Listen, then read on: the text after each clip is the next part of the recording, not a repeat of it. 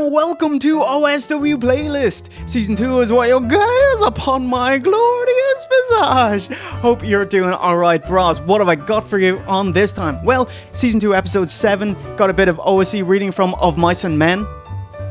And Episode 9 was where OSC reviewed Bruce Hart's book. Yeah, baby! So that went down a treat. So I thought I'd do a little quickie snippet for you. What we got? Okay, from Botchamania 403, Matt was kind enough to ask me if I'd like to read out Kurt Angle's autobiography. It's true.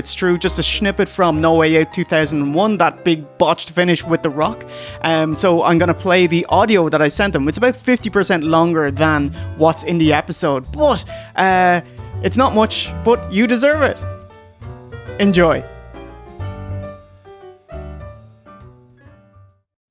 Hi-oh, how is it going, Mafia bollocks? Thank you so much for waiting for me for about 27 years to get this back to you, but here it is. Okay, so here's an excerpt from Kurt Angle's book, It's True, pertaining to the big botch at No Way Out 2001 between himself and The Rock, as read by your boy, Jay Hunter of OSW Review.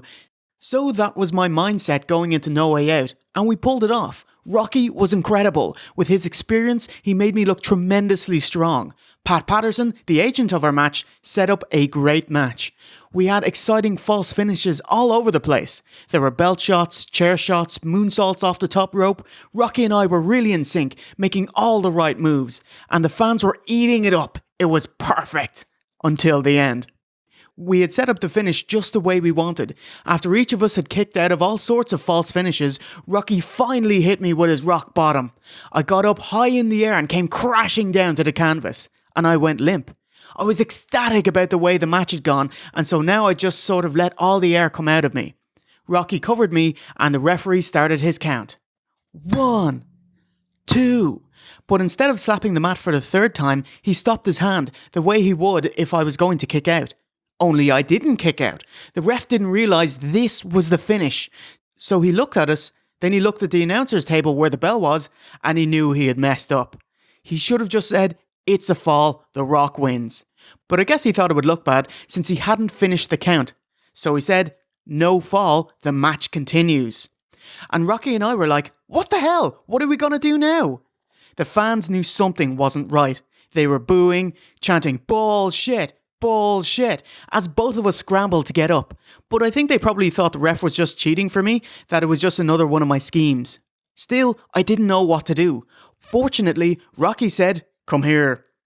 He was smart enough to give me another rock bottom with a lot of force. I went crashing to the canvas again, and Rocky covered me again, and pulled my leg real tight into a pinning position.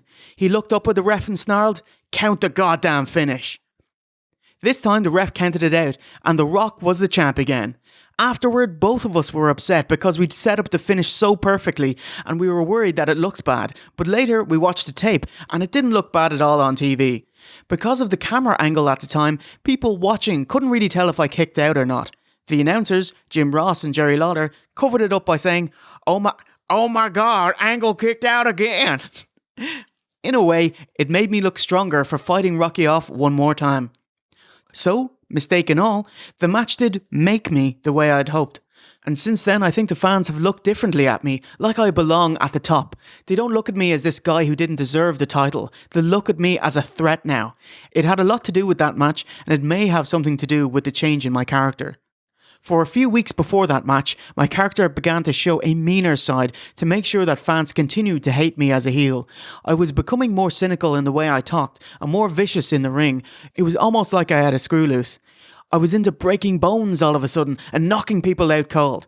It wasn't very all-American, but it was a natural progression for my character. The goofy smile was being replaced by this crazed intensity in the ring. Vince wanted me to develop that mean side, and it was probably something I needed. When you're a champion heel like I was, the best way to make people hate you is to get your ass kicked in a match and still squeak out a win and retain the title. But after I lost the title, I could be more vicious, more aggressive, and use a lot of my wrestling moves. I came up with my own submission hold, the ankle lock. Kenny Shamrock, who is an Ultimate Fighting champion now, used to use the ankle lock in the World Wrestling Federation, and when I adopted it as my signature move, it did wonders for me.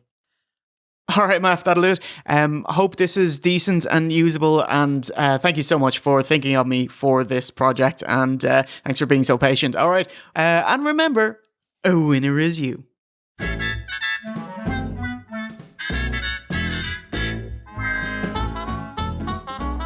Hey, what you think? Thanks for sticking around. Hope you enjoyed that one. I actually shat myself when I sent that to Matthew because it was like 3 minutes long, and I did it seriously. I didn't make a joke of it, like as if you asked a voice actor to do it, or if you were actually going to listen to an audiobook of Kurt Angle's autobiography. So I thought it jarred with Botchamania. It was still good though, but it was just a bit wibbly wobbly. But love you, Matt. Thanks for having me on Botchamania. Woo!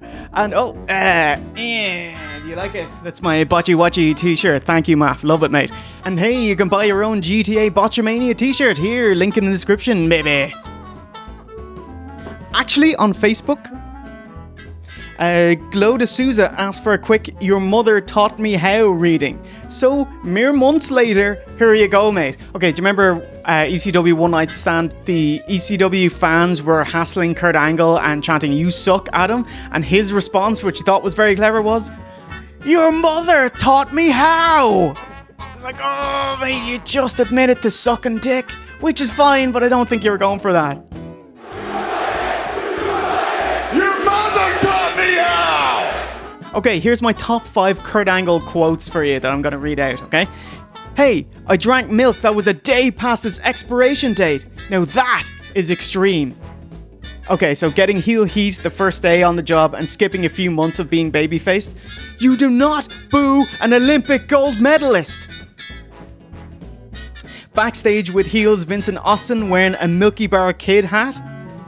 I feel like a real cowboy. Yippee-ki-yay.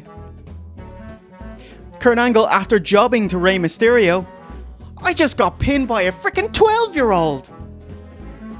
And my favourite Kurt Angle non-dick sucking quote, I became the first ever Euro-Continental Champion in the World Wrestling Federation. Well, except for D'Lo Brown, but he doesn't count. Oh, get in, mate. Damn it, D'Lo. Okay, that's about it. That's all I got for you. So see you next time. This is Jay Hunter giving you a course clear on this episode of OSW Playlist. Stay safe, everyone. And remember, a winner is you.